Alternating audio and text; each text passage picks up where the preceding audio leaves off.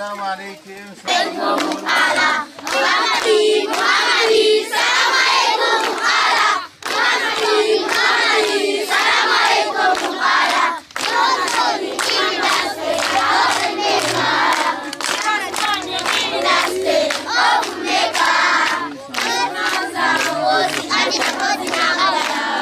Ayların da başlangıcı olduğu için çocukları sevindirmek ve bir nevi de bu günleri anımsatmak için çocuklarımıza bu hediyeleri gönderen hayırseverlerimiz adına takdim ediyoruz.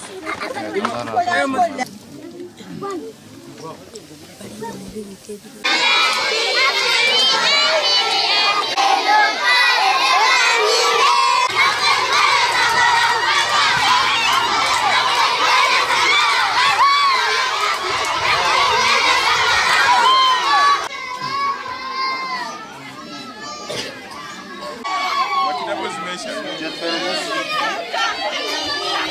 bu boyalı kalemlerimiz, kalem tıraşımız, pinsel kalemimiz,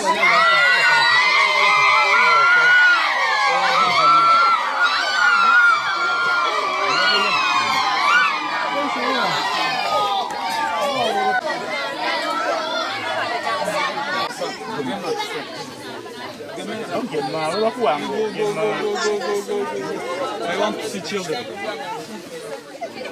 Enough. ile bunlar, tamam mı?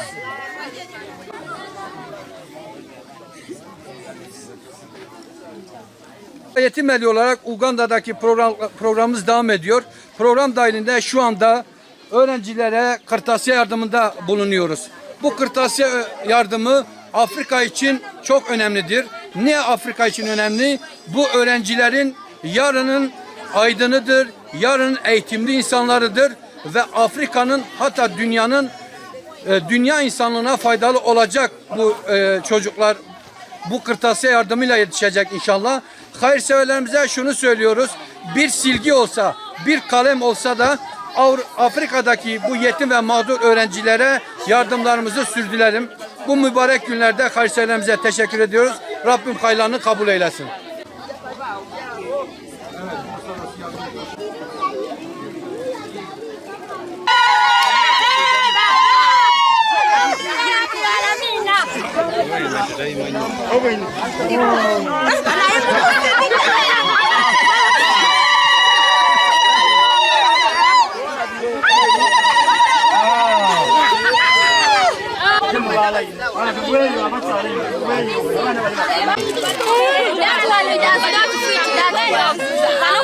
Warahmatullahi wabarakatuh.